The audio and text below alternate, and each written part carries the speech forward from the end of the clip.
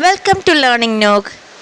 കഴിഞ്ഞ HSA physical science എക്സാമിന് module 1-ൽ നിന്ന് ചോദിച്ച ക്വസ്റ്റ്യൻസാണ് ഇന്ന് ഡിസ്കസ് ചെയ്യാൻ പോകുന്നത്.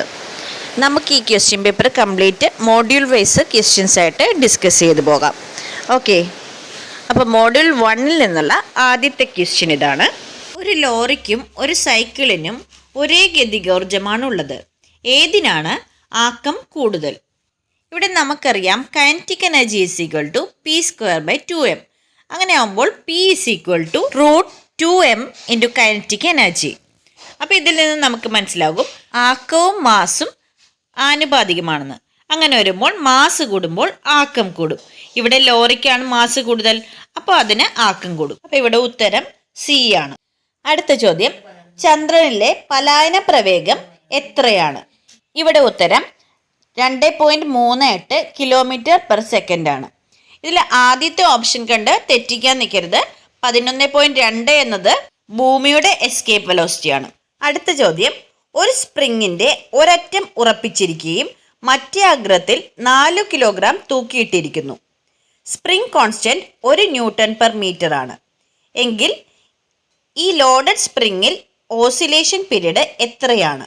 ഇവിടെ നമുക്ക് മാസ് 4 കിലോഗ്രാം എന്നും ഫോഴ്സ് കോൺസ്റ്റന്റ് 1 Nm/m എന്നും തന്നിട്ടുണ്ട്. അങ്ങനെയാണെങ്കിൽ ഇക്വേഷൻ ഏതാണ് യൂസ് ചെയ്യുന്നത്? Time period T equal to 2π × √m/k. ഇല്ല, നമുക്ക് എമ്മിൻ്റെയും കെയുടെയും വാല്യൂസ് സബ്സ്റ്റിറ്റ്യൂട്ട് ചെയ്യാം. എമ്മിൻ്റെ വാല്യൂ 4ഉം k 1ഉം സബ്സ്റ്റിറ്റ്യൂട്ട് ചെയ്യുമ്പോൾ നമുക്ക് 2π × √4/1 എന്ന് കിട്ടും.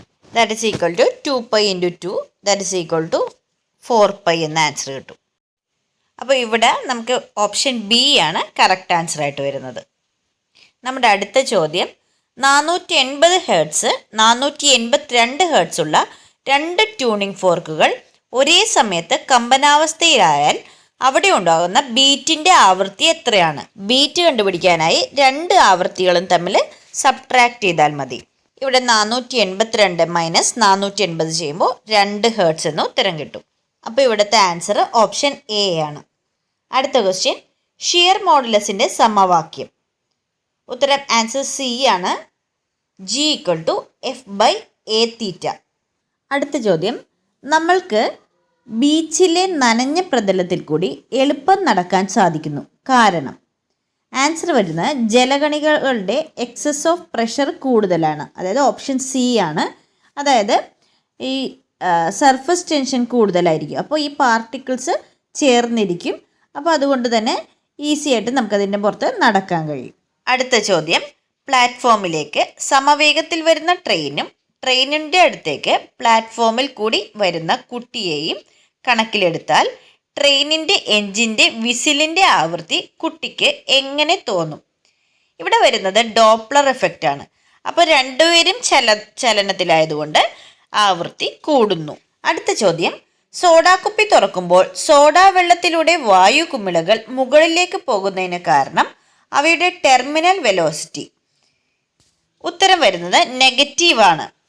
ഇവിടെ ടെർമിനൽ വെലോസിറ്റി എന്ന് പറയുന്നത് ഒരു വസ്തു താഴോട്ട് പതിക്കുമ്പോൾ അതിന് 2 ബലങ്ങളുണ്ടല്ലോ, വിസ്കസ് ബലവും പ്ലവക്ഷമ ബലവും. അത് രണ്ടും മുകളിലോട്ടായിരിക്കും അല്ലേ? എന്നാൽ ഗുരുത്വാകർഷണ ബലം താഴോട്ടും. ഈ പ്ലവക്ഷമ ബലവും വിസ്കസ് ബലവും ഗുരുത്വാകർഷണ ബലത്തിന് തുല്യമാകുന്ന ഒരു സമയം വരുമ്പോൾ അതിൻ്റെ ത്വരണം, അതായത് ആക്സിലറേഷൻ 0 ആകും. അപ്പോൾ അനുഭവപ്പെടുന്ന പ്രവേഗമാണ് ടെർമിനൽ വെലോസിറ്റി എന്ന് പറയുന്നത്. ഇത് താഴോട്ട് പതിക്കുന്ന ഒരു വസ്തുവിൻ്റെ കേസിലാവുമ്പോൾ പോസിറ്റീവാണ്. എന്നാൽ ഇവിടെ നമ്മൾ പറഞ്ഞത് സോഡാ വെള്ളത്തിലൂടെ വാതക കുമിളകൾ മുകളിലോട്ടാണ് പോകുന്നത്. അപ്പോൾ ഇത് നെഗറ്റീവായിരിക്കും. ഇത്രയാണ് മോഡ്യൂൾ 1-ൽ നിന്നുള്ള ചോദ്യങ്ങൾ. ഈ ചോദ്യങ്ങളും അതിൻ്റെ ഉത്തരവും ക്ലിയർ ആയി എന്ന് വിശ്വസിക്കുന്നു. ബാക്കി ചോദ്യങ്ങളുമായി നമുക്ക് നാളെ കാണാം. താങ്ക്